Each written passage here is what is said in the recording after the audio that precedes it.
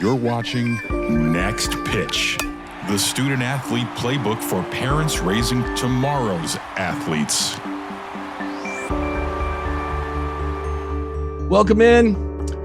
Anthony Leverett's here, host of the Next Pitch podcast, and I am joined for my weekly chat with Dusty Hara. It's your weekly D&A with Dusty and Anthony. Dusty, first of all, Merry Christmas, man. Yeah, Merry Christmas. Let's go. You're not as festive as I am today, man. I don't know if anybody is. Yeah, man, this is my holiday hoodie. So for those of you listening and not watching, it looks like Christmas threw up all over my hoodie.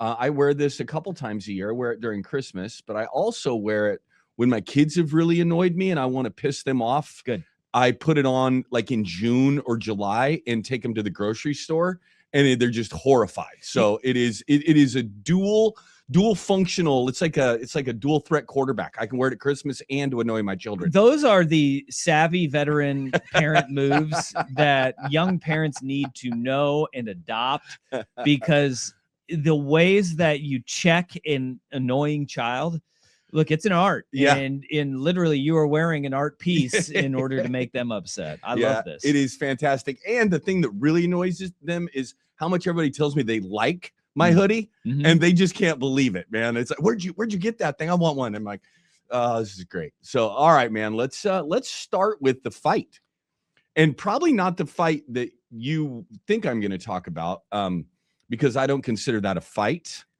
But there is, if you haven't seen it, there is a fight that happened in lacrosse.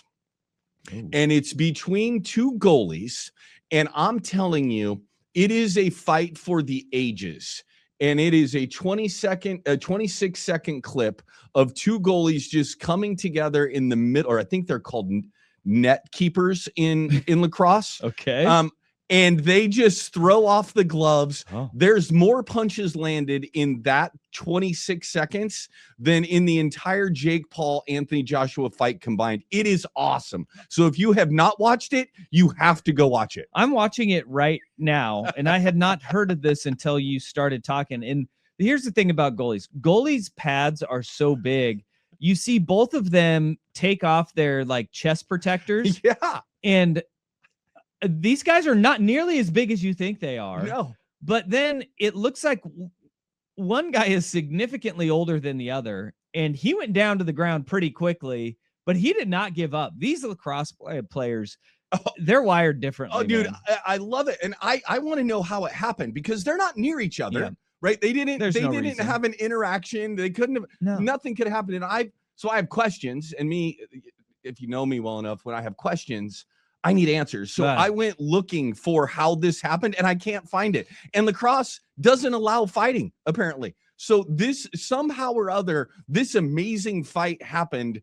And I just want to know how. So if anybody knows anything about this, if you could just please reach out to me and let me know how this happened, I'd love to know. They're just going.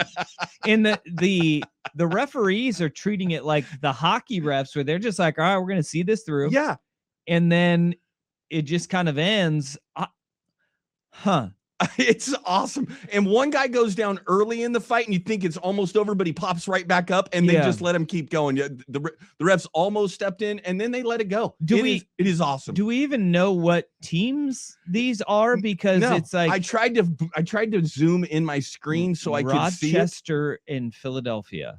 Yeah. I didn't know Rochester had a lacrosse team, but here we are. So if Anthony Joshua, although he is a fighter and has had quite a history, but Jake Paul, this whole thing that's happened with fighting, they should watch this. This is what fight. If you're going to fight, this is what you should do. Anthony Joshua could have ended that fight whenever he wanted to end that fight. And he decided the 6th round was that time to stop playing with him.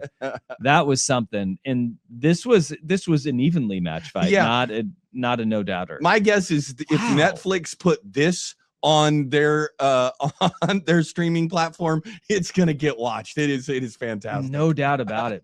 Whoa, look at that. The National Lacrosse League. Who would have thought we were starting with the National Lacrosse League? It blew me away. So anyway, for those of you out there that want to see a good fight, that's where to start. Okay, let's talk about the college football playoff.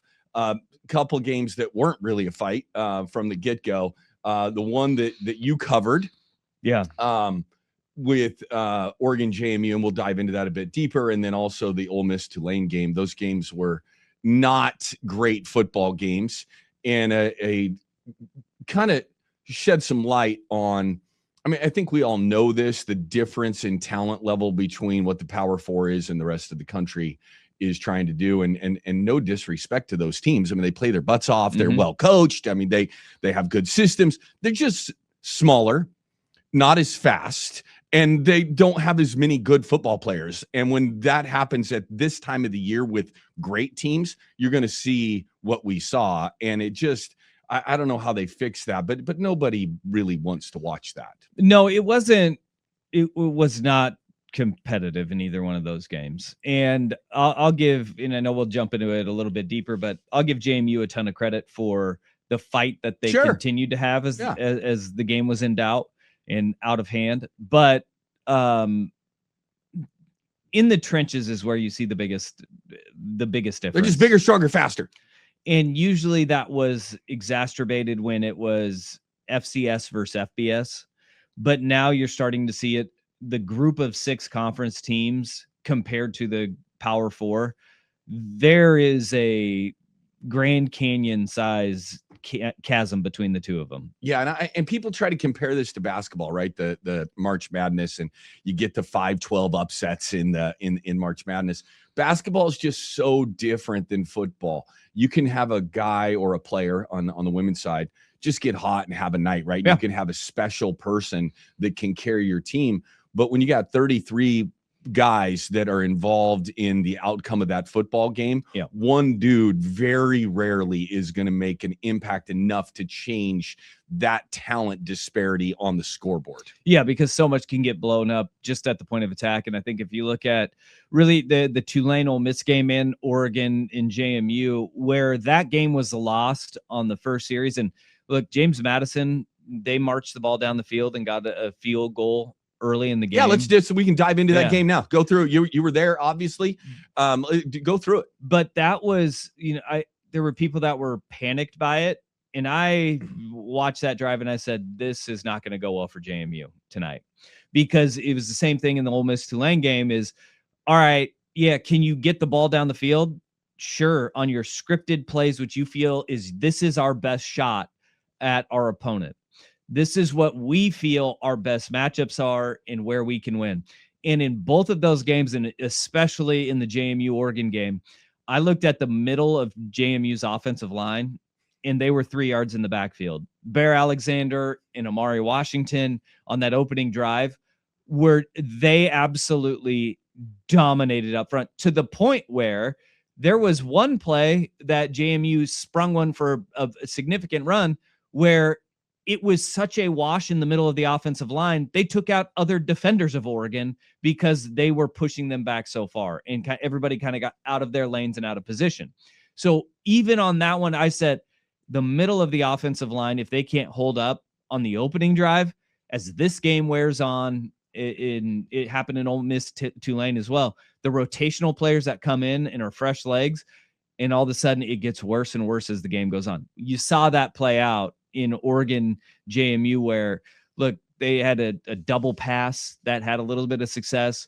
I know that there's a lot of frustration, and this is where it kind of starts, is that you see the frustration from the coaches and the players near the end of that Oregon JMU game, where JMU did not quit. They did not give up. And usually what happens is when the team that is winning puts their starters in or takes their starters out, the starters for the other team just give up. And they roll over and they say, oh boy. Yeah, credit to JMU. They did not do that. They did not do that at all. But anybody that wants to say that JMU made that a close game, when the backups came in, it was midway through the third quarter and it was 48-13. Yeah. From that point on, JMU accumulated 21 of their 34 points and 258 of their 509 yards of total offense. That game would not have looked nearly the way that it did if Oregon didn't say, hey, we're on to the Rose Bowl. We're going to play 10 backups on defense. Now, they got so frustrated, they started filtering the starters back in on third downs. But it was one of those games where Oregon flexed early. When you have 5 drives, 5 touchdowns by 5 different players, and none of them taking over a minute and 40 seconds, that was Oregon making a statement early. Yeah, and let's talk about the Ole Miss Tulane game real quick. You talked about the trenches being so evident in the Oregon JMU game. I thought the speed of Ole Miss versus Tulane, especially just the first drive of the game for Ole Miss, 3 plays, 70 some odd yards, and it was all speed and guys just running away. And you were like, this is not going to go well. What did you get a chance to see that game in full or at least parts of it? I did. Yeah, I had an eye on it and I didn't get to watch it as intently as I would have liked to, but I saw the part that was important, which was like the first quarter. Yeah, it was over. And you're right. That's the big one, is the speed is so different. Yeah. The speed is so different. And when you add the size to it as well, I had my questions about Ole Miss but we had talked about this, a week ago or 2 weeks ago when the playoff was set. It was so hard for these teams that were the group of 6 teams that made it, not just because of the talent disparity, but the fact that their coaching staffs were leaving. Like we talked about it with Ole Miss. We talked about it with Oregon having coordinators leave. It's not the same. It's not the same because Tulane was up against the exact same situation Ole Miss was, except for they had the better players too. I was wondering as I'm watching both of those games, if those coaches are like, thank God I get to now coach in that conference, or holy shit, I have to coach in this conference. I'm taking over 2 programs, and I think Florida's way closer just because of the ability to retool there quickly. But oh my God, this is going to be what we play every Saturday. We got some work to do to compete on Saturdays. Bob Chesney at JMU was looking across the sideline, probably thinking, oh, this is the 3rd best team of the conference that I'm going to, and I got to go to UCLA, which is at the very bottom of it.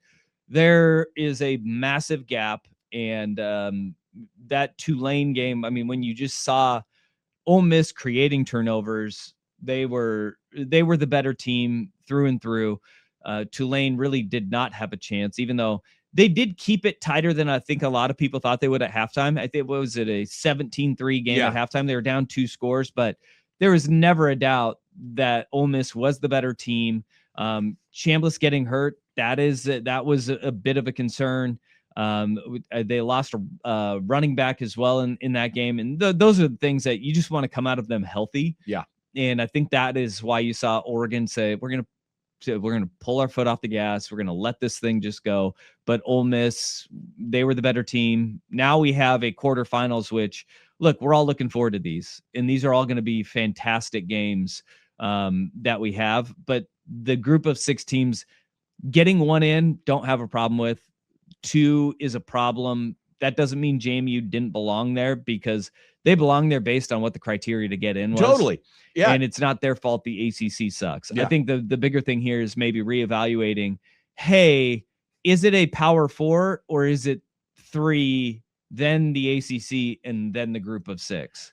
Those ACC fans are not going to be happy to hear that, but and we'll jump into the Miami Texas A&M game here in a second.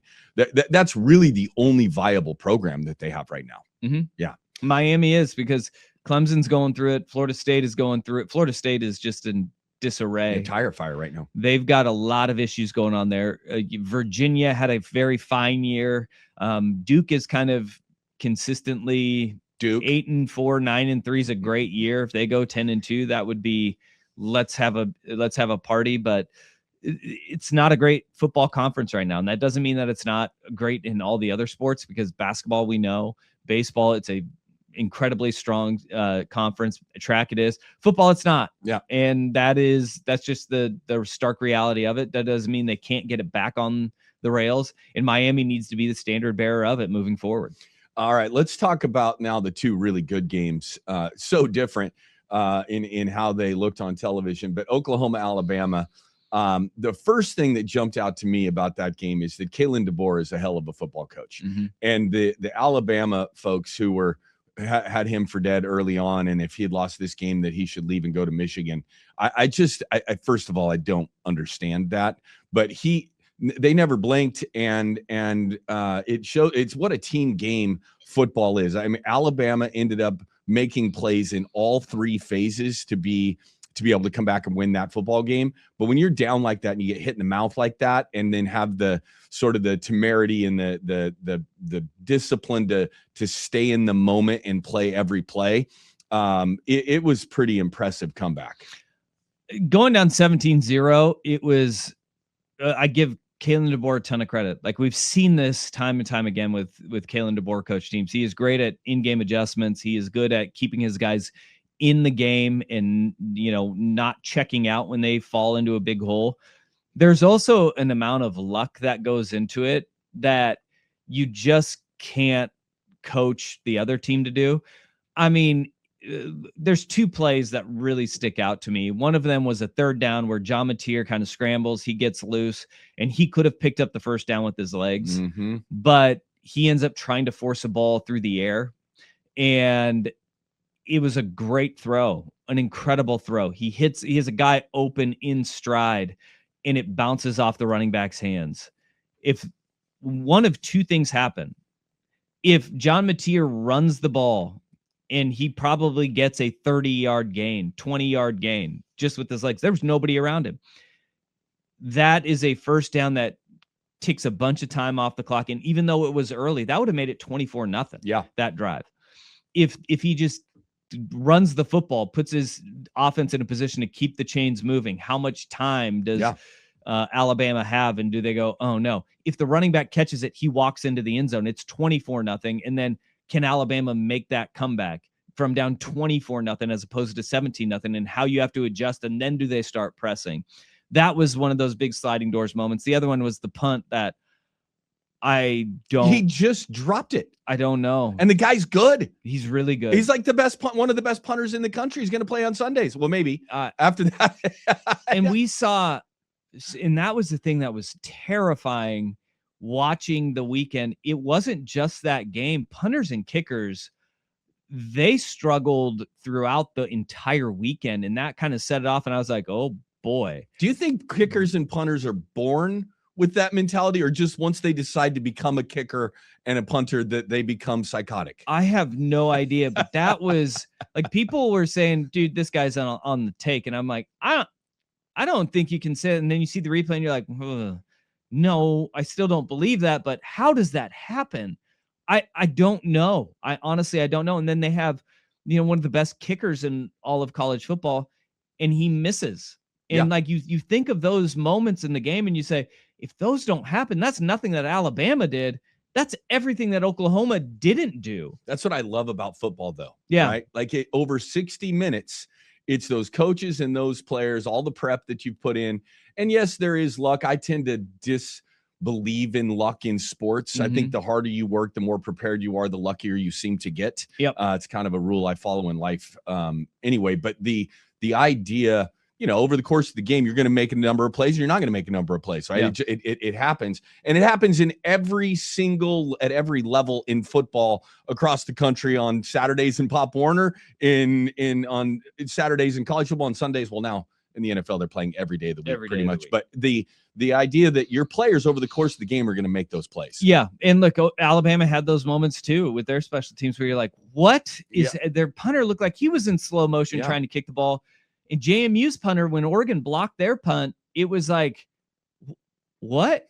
Blake Purchase literally ran off the edge, put the up back into the punter's leg, and then blocked it off his foot too. And I was going, how do you not have the ball off by then? Right? Like, there were so many of those plays throughout, and in Miami's kicker missed 3 field goals. Yeah. And it was jarring how special teams played such a factor in the first round, but especially in that Alabama-Oklahoma game. But you got to give Alabama a ton of credit. Their offense really did come to life. That catch was unbelievable. I mean, he pinned it to the defender's back and then goes to the ground. And the ability to get his hands on the ball to begin with, just the athletic play to be able to get his hands to that ball. And then the rest of it obviously is pretty remarkable. But what an athletic play that was, man. There is something, though, that like Alabama has had guys step up, and they've stepped up in a massive way throughout the course of this season. But in that playoff game, it was like, all right, this is where Ryan Williams is going to take over, the sophomore wide receiver who was incredible a year ago.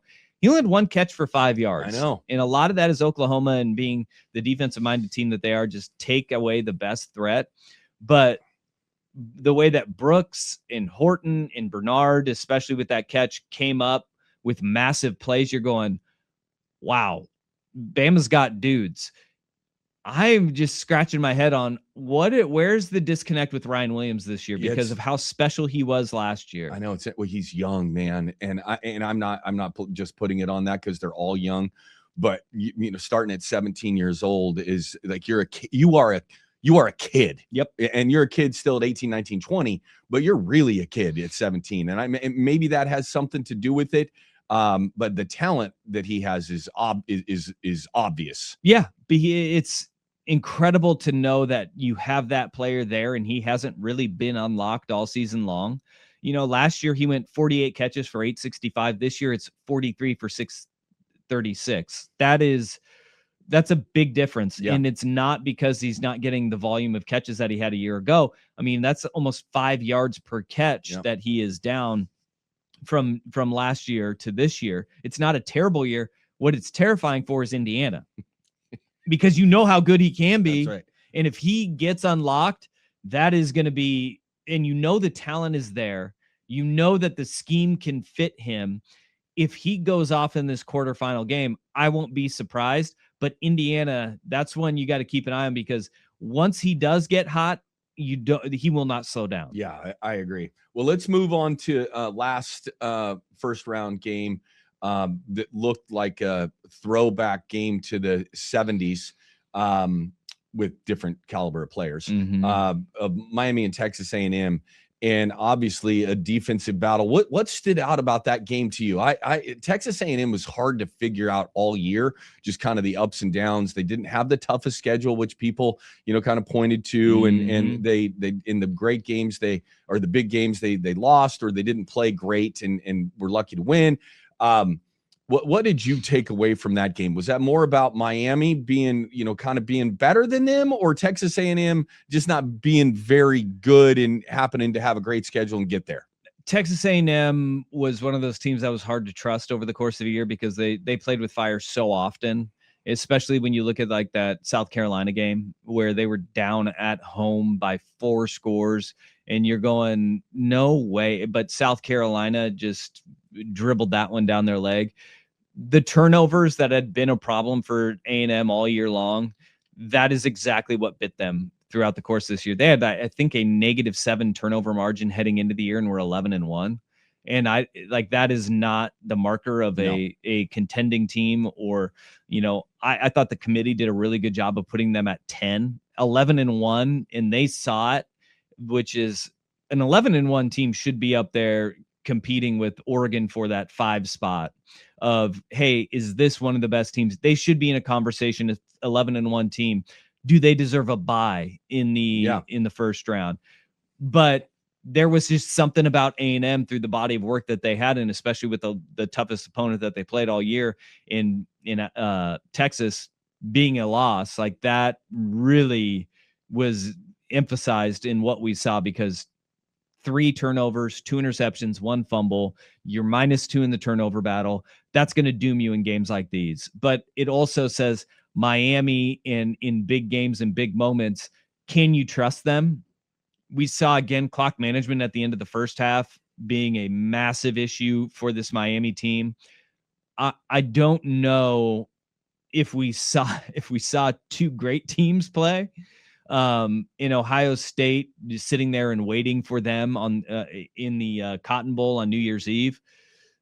Miami may be in some trouble, but they have really good athletes up front. I came away from that game unimpressed, not because of what the final score was, but based on the situational moments in that game. Neither team really rose to the occasion. Yeah, it was really strange. I watched almost that whole game, and it didn't feel. It felt like the defenses were good, but it felt more like the offenses were just underperforming. And it's so strange in today's football world to see a game like that, right? We're used to seeing these teams score 30, 40 points And to see that be 3 and out, 3 and out, 3 and out, over and over and over again, it was just kind of a strange watch, and it was hard to tell for me whether it was the defenses being so dominant or the offenses just being really mediocre in that game. And I think we'll find out more about, obviously we're going to find out more about Miami next week when they show up to play Ohio State. And in good games, in big games,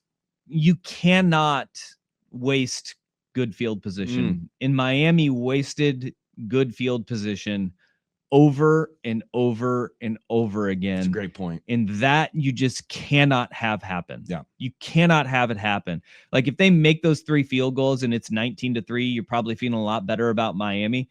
But the fact that they didn't, and they didn't punch it into the end zone in the first half. They didn't get a touchdown until, late in that game. You just sit there and go, I don't feel great about Miami going up against this Ohio State team that is going to give them fits in the middle. Yeah, I think we're going to see more next week. The great thing for Miami is that this time of year, it's not about the score, right? It's not a beauty contest. There's no pictures in the win-loss column, just W's and L's. And they survived and advanced, so they get a chance to do it again. And that's the toughest part about a 12-team playoff in the world of college football, is that so much is predicated on style points leading up to where you have this expectation and this standard of perfection that you have to play by in order for the polls to rank you in the right ways. Polls don't matter now. But then you get to a tournament and it's like, that doesn't mean shit anymore. You got to go and win. Yep, just win. Yep. All right. Well, we're going to do a full breakdown of all the games next week, but I want your first, 30-second to 1 minute hit on all these games coming up. They all, on paper, they all look like they could be super fun to watch. And let's start with Oregon and Texas Tech. You'll be at that game. What's your first impression of what that game's going to look like?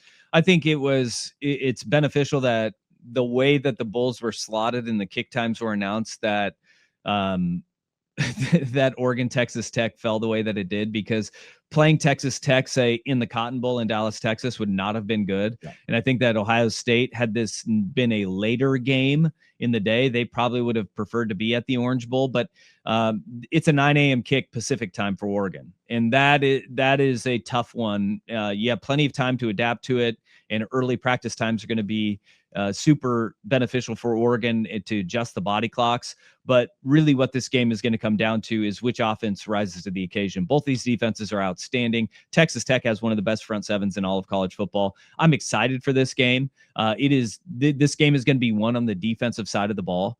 But it's going to come down to which offense can perform at the higher level. And I have no idea which way to go. It's going to be a pick 'em. This is a 4-5 matchup through and through. Both teams are really stinking good. Yeah, this isn't a popular thing for someone in Oregon to say and put the Ducks in this conversation, but I'm going to call this the Donor Bowl. This has got two very high-powered financial backing. And in this new world of college athletics, Texas Tech being in this position at this time is all about, they've figured out how to use the rules to their advantage now, and have committed to spending, and they have put together a dominant football team without the tradition that a lot of these other teams that are in this playoff have. Yeah, I mean, if you look at it, the teams that are remaining, with the exception of Texas A&M, every team that is better funded won. Yeah. Every team, there's no broke boys sitting in the final 8 of the college football playoff, and that includes Indiana, because I don't know if you know this, Mark Cuban is an alum of Indiana. He's got a little bit of money. They have one of the largest alumni bases in all of college athletics, and they have opened up their pocketbooks. Indiana people don't talk about them having a ton of money. They've got deep pockets. Every single one of these teams is well funded. This is more new money in the Orange Bowl. Yeah. We're going to talk about the business of sport once this football season's over with. I really dive into the NIL, the transfer portal, the TV business, the revenue. We're going to dive into all that, but we're seeing it come out on the football field, especially right now. Let's go to Alabama, number 9 versus number 1, Alabama versus Indiana. Your initial impressions of this. I would not be surprised if Alabama won, and that might just be biased because Indiana's a basketball school to me. Yeah. What Kirk Cignetti's done is remarkable, so no, I'm not throwing any shade on him and the program there. But when I just see Alabama and Indiana on a sheet that they're about to play, my mind goes to Alabama's going to win. Yeah, this is it obviously will, just because of the fact that we're conditioned to think Alabama is the better football school. And historically, it absolutely is. But this Indiana team plays at such a high level. You got to see them up close and personal too. They are incredible. And one thing that I'm going to be really interested to see is how Indiana adapts to the loss of Stephen Daly, who led the Power 4 in tackles for losses. He had 19 in the regular season. He is a high motor guy where his frame doesn't tell you that he is an impact player, but his motor and his technical abilities, he's one of the best players in college football on the edge. He's defensive end for them, number 8. And I don't think he had a tackle against Oregon. He disrupted everything for Oregon in that game at Autzen Stadium. He tore his ACL after the Big Ten championship game, giving a high five to fans in the stands, which was an awful injury.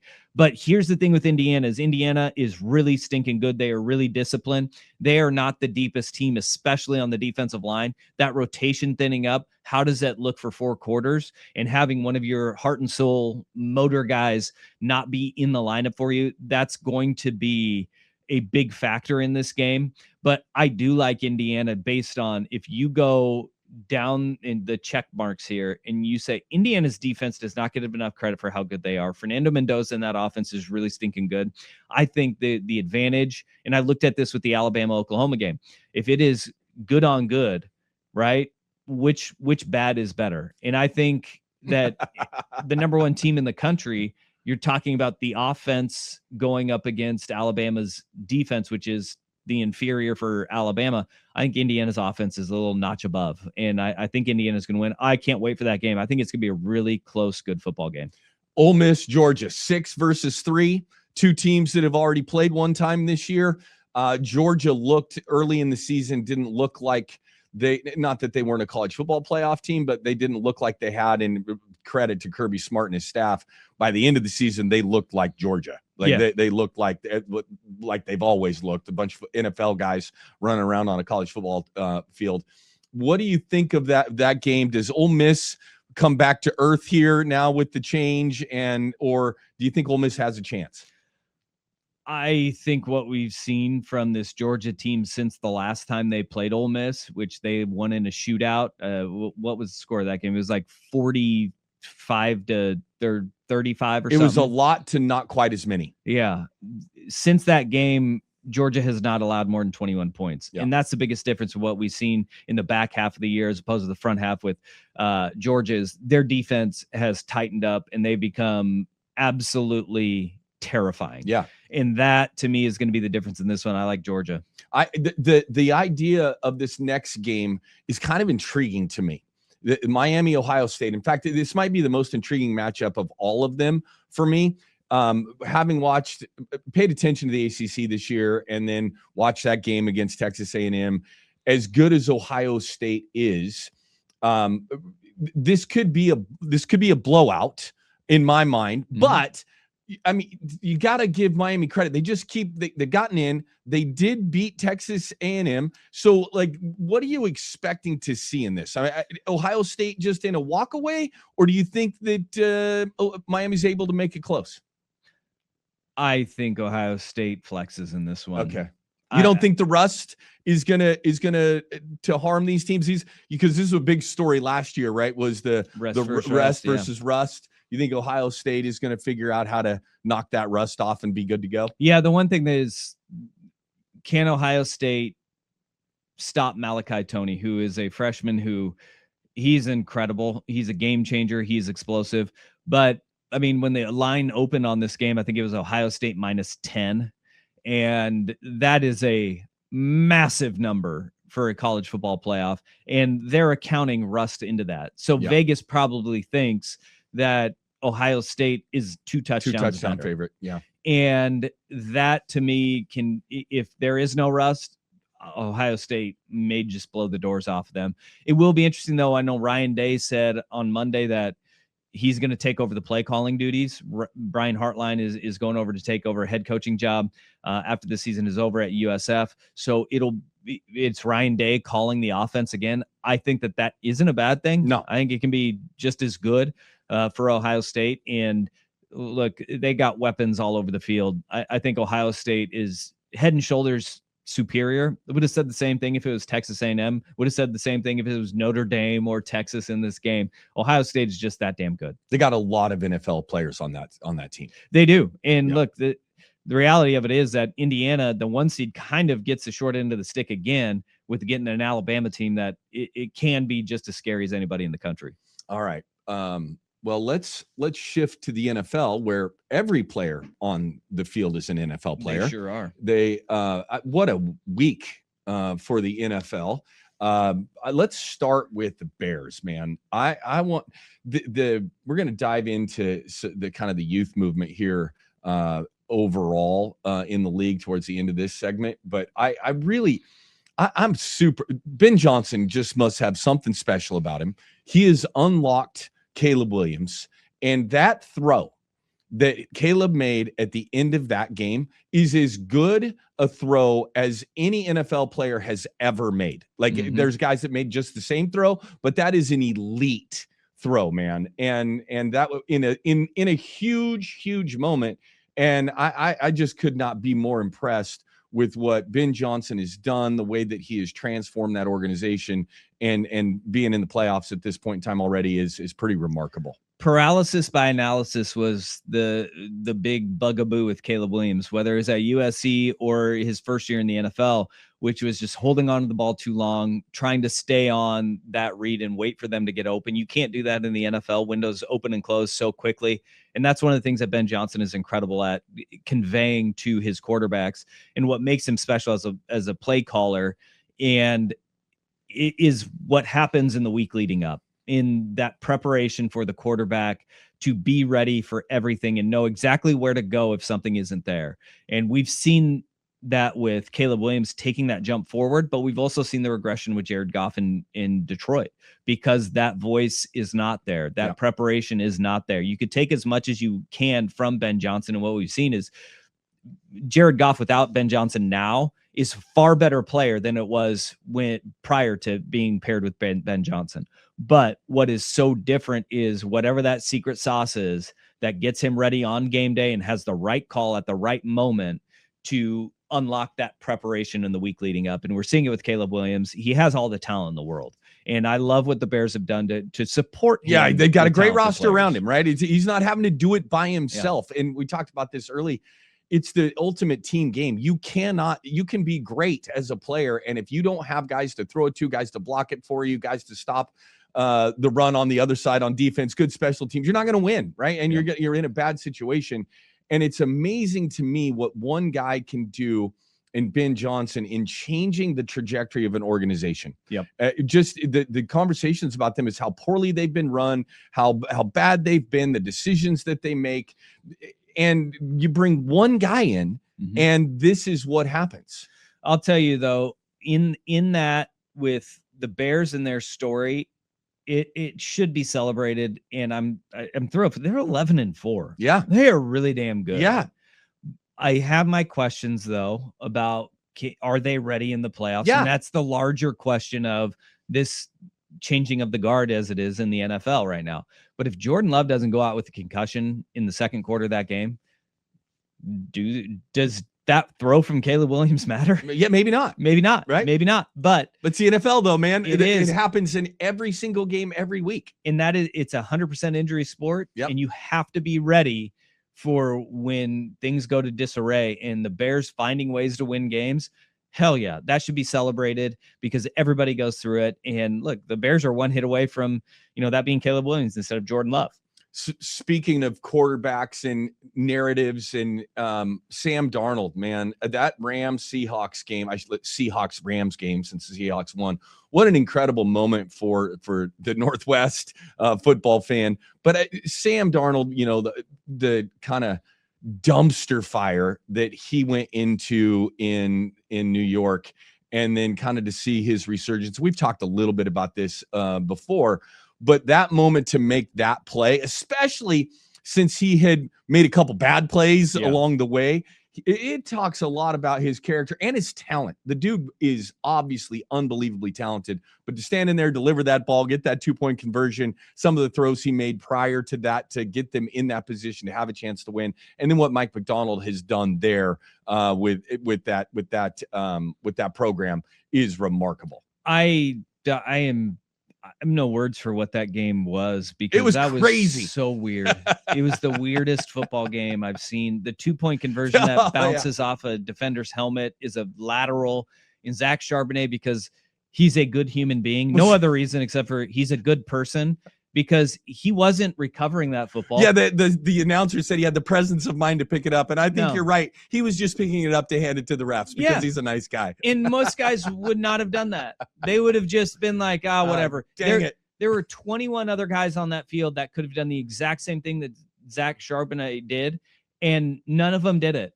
And he just went to go pick up the ball to hand it to somebody, to be a respectful human and a good sport, and that ended up being what won them the game. It's crazy. But the fact is, if that ball doesn't get, if Sam Darnold changes his arm angle, the Seahawks probably walk that one in. Yeah.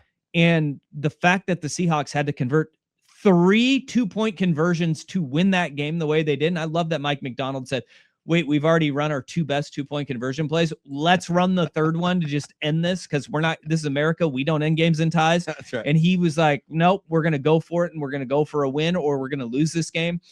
The play call was incredible, because I don't know how you can scheme up on your third of 3 2-point conversion attempts, that play call, to have a guy that open. It was an incredible game. The only thing that was disappointing to me was that he did go for 2 and didn't kick the extra point, so we could see more of that football game. But what a great way for it to end. I'm super happy for Sam Darnold. And how about the Rams have a quarterback throw for 450 yards, have a receiver go for 225 yards.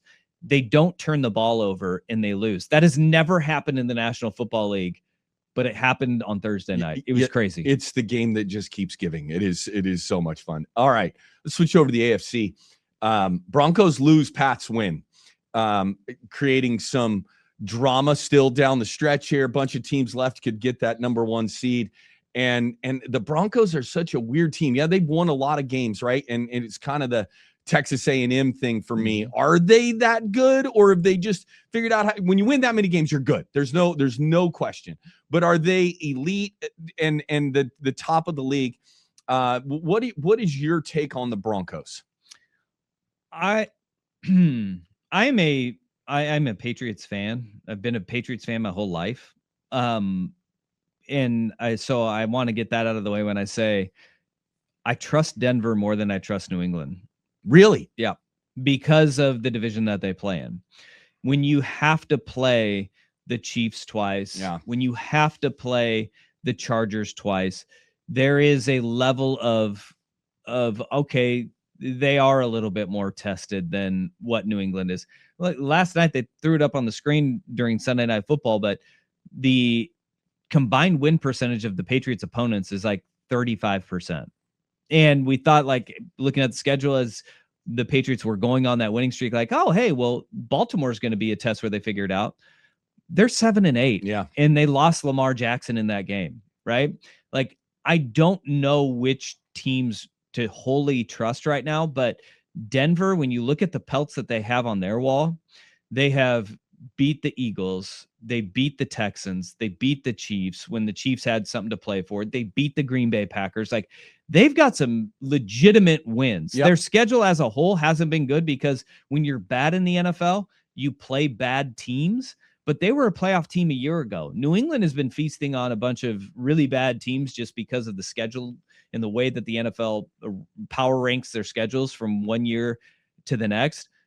Denver's got a couple tough ones, not as tough against Kansas City now that Patrick Mahomes and Gardner Minshew are out on Christmas Day with torn ACLs, which is awful. Crazy. But they're going to have another really good test with the Chargers at the end of the year, and they lost that game at the beginning of the year. But it was a tough matchup with them the first time around. You brought up the Chargers, and it wasn't on my list here to talk about, but I heard Jim Harbaugh talking about Justin Herbert and being an Oregon guy and the state of Oregon guy, and I root for all those dudes that have come through this place. But seeing Justin Herbert do what he's done, all I want somebody to talk about me the way that Jim Harbaugh talks about Justin Herbert. I don't know if you caught that clip of him effusively praising him, and he does it all the time. And Justin Herbert won the lottery when Jim Harbaugh got the head coaching job there. Harbaugh is an incredible person. I think that there'd be, if it wasn't for football and coaching, there'd probably be court orders with the way that he talks about his quarterbacks, because it's like he's done this with all of them. He did it with Andrew Luck. He did it with JJ McCarthy. And now his fixation is on Justin Herbert.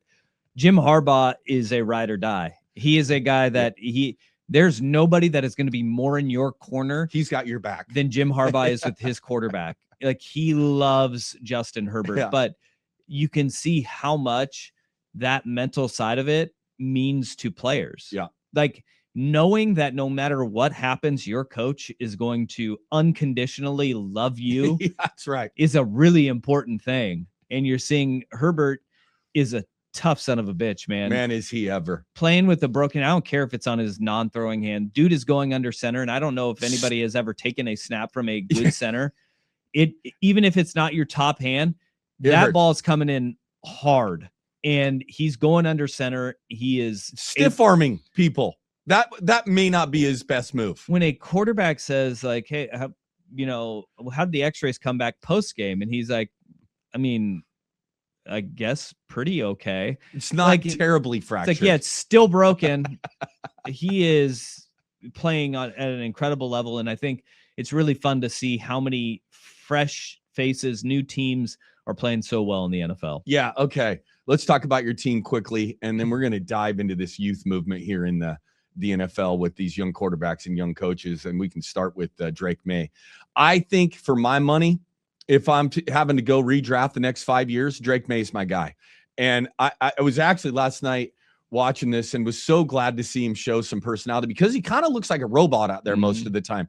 And then he threw that ball, the little lob pass, and turned around and did a little basketball move on his way back in, like he just made a 3-pointer. I loved it. I just, to see that he has personality to go with that immense amount of talent that he has, both with his legs, his arms, and obviously with his brain too. I think the Patriots are set up for a long successful run with that coach quarterback combo. He is, and it's not just because he wears number 10. He is Justin Herbert. Yeah. Like, he is that cerebral guy who physically you look at him and you go, that shouldn't be fair. Yeah. He's 6'5". He's got a rocket for an arm. And he's just going to get bigger too, man. He's athletic and fast. Yeah. And that's the thing that Herbert and Drake May both have. Yeah. But he also has the advantage of being a completely different player with Josh McDaniels as his offensive coordinator. And say what you will about him being a head coach, it's been a disaster in his previous 10 years as head coaches. That man can call an offense, and you see how much the game is slowed down for Drake May. And look, coaching is so important in the NFL. And you look at what the Patriots did very similarly to the Bears, which they said, we've got the quarterback, we got to get the pieces around him. That's right. And they went out, and Stephon Diggs is a problem in a lot of locker rooms, but when you get him in a good spot, he is a dangerous player still. As a Bills fan, watching sort of the ineptitude that they have at the receiver position, I like, it would sure be nice to have Stephon still wearing a Buffalo Bills uniform. Out of that game, I still don't understand. Keyshawn Boutte went up for a ball, and they did not call pass interference. He got tackled. He was tackled.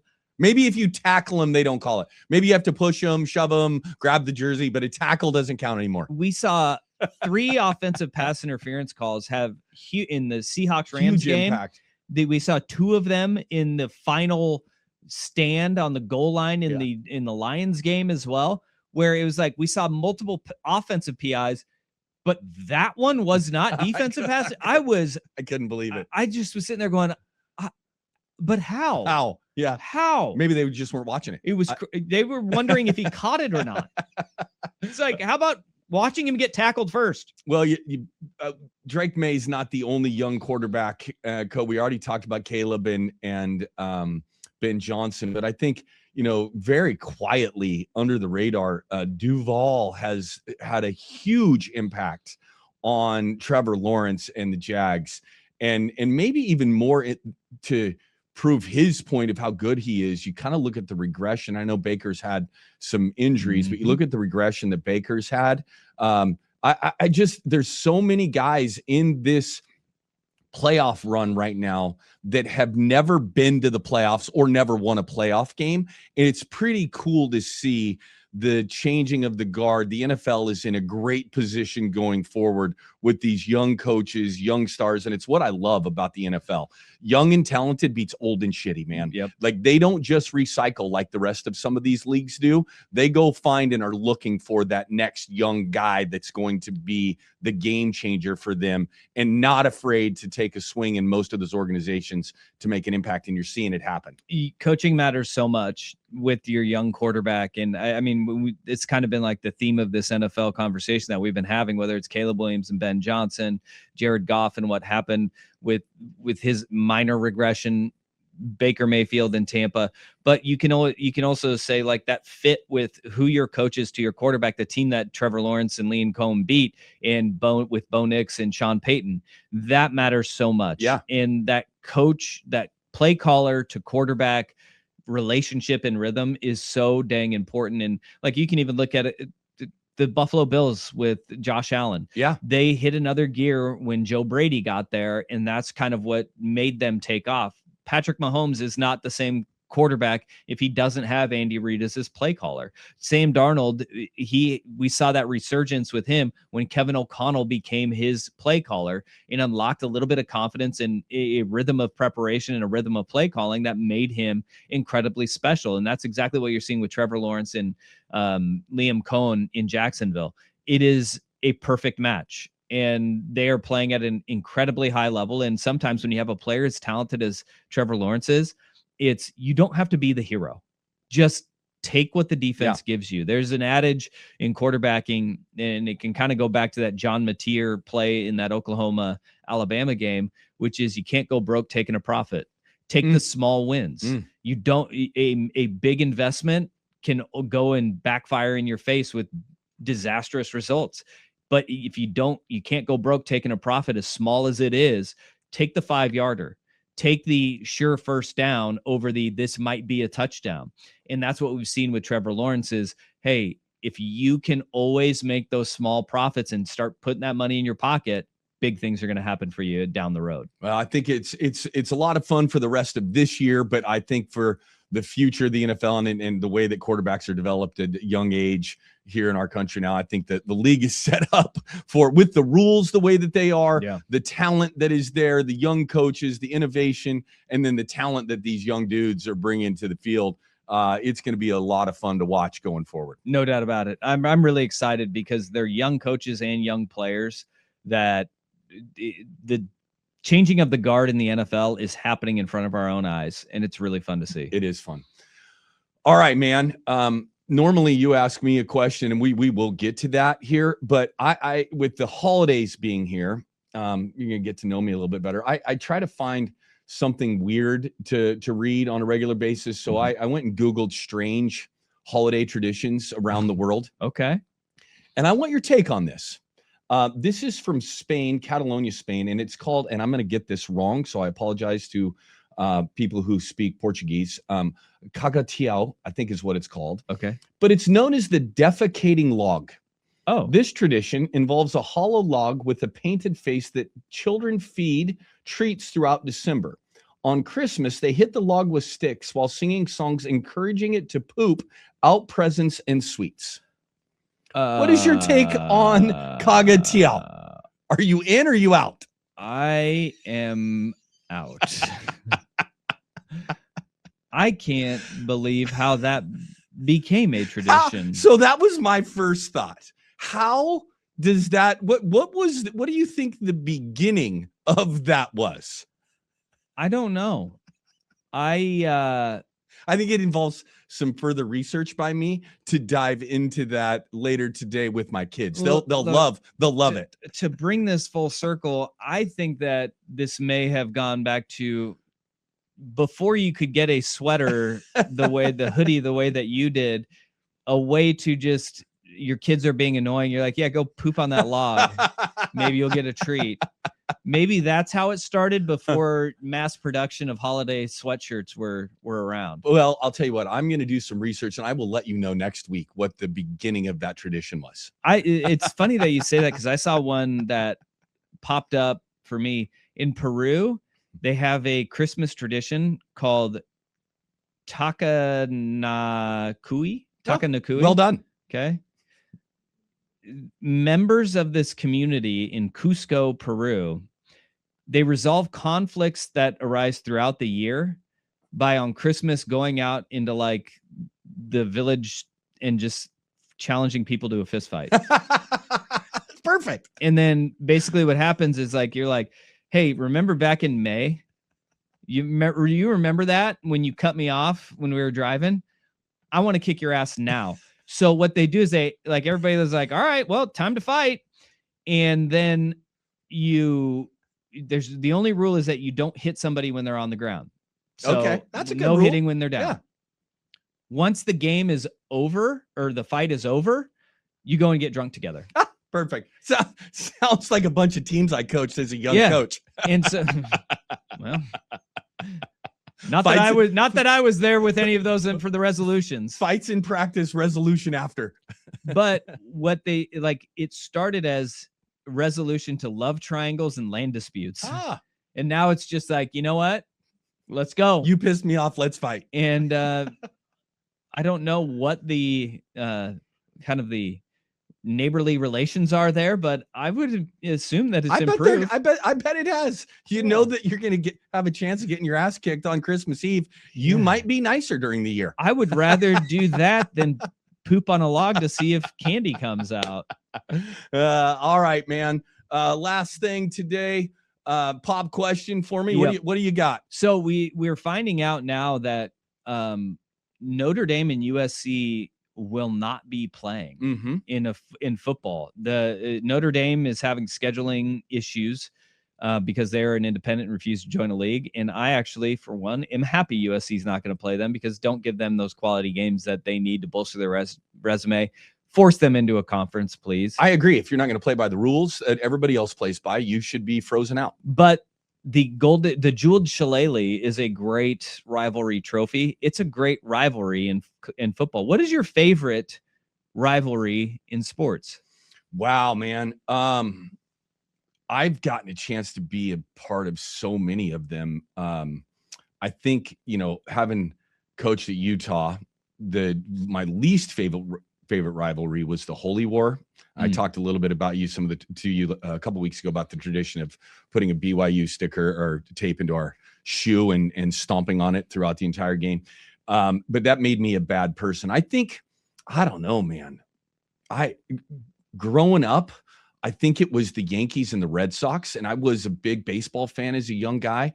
I was not a fan of either of those two teams, but when that game was going to be on, that series was on, back when ESPN first started having baseball on all the time, I was watching every single one of those games. I don't know. I just love the idea of rivalry. I don't know if I have a favorite one. There's one that nobody knows about outside of the southern part of the state. Southern Oregon OIT basketball rivalry was unbelievable. It's the only time in my coaching life that I would sit right next to the person sitting right next to me. I could not hear them talking unless they screamed into my ear. But I don't know that I have a favorite one, but I've enjoyed every one that I'm a part of because it just adds so much more to the game. That rivalry, the Southern Oregon Tech rivalry, is one of my favorite rivalry stories in that we went to Tech, and it was, I mean, this was back when we're talking top 5 matchup nationally. Yeah, we were ranked number 1. They were ranked number 3 in the country. And it was in Klamath Falls, and we didn't have a dedicated mascot, Rocky the Raider, but we had the costume.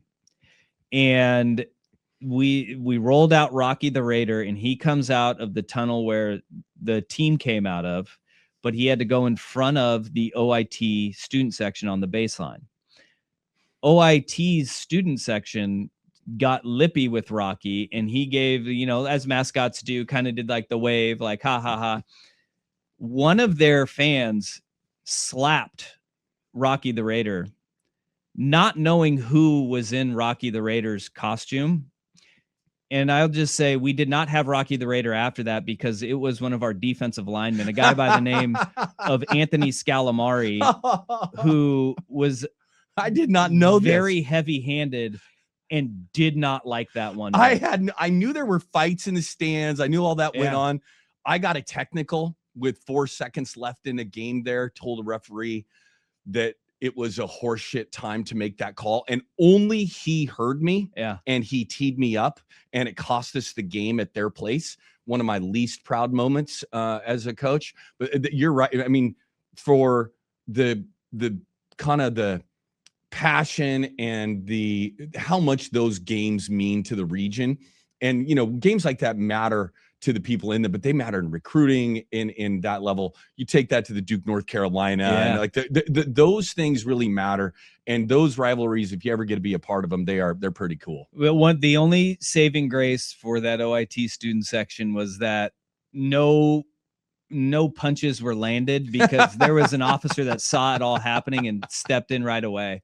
It was something, but our mascot didn't even make it over to our side of the gym, because he was already ejected from the game. That wasn't the only fight that happened in those games, man. I would turn around on the bench, and there'd be cops escorting 2 people out who had gotten into it. It was an unbelievable time. And if you live in the state of Oregon, you ever get a chance, you want to watch a game on a Friday night, the OIT SOU game, no matter who's coaching, no matter who's playing, it is an incredible rivalry in this part of the country. All right, Dusty. Happy holidays. Merry Christmas. Let's go. Merry Christmas. A lot of stuff to happen between now and when I talk to you next. I hope you have a great time with your family. Yeah, you as well. Happy holidays, everybody out there too. Thank you. Take care.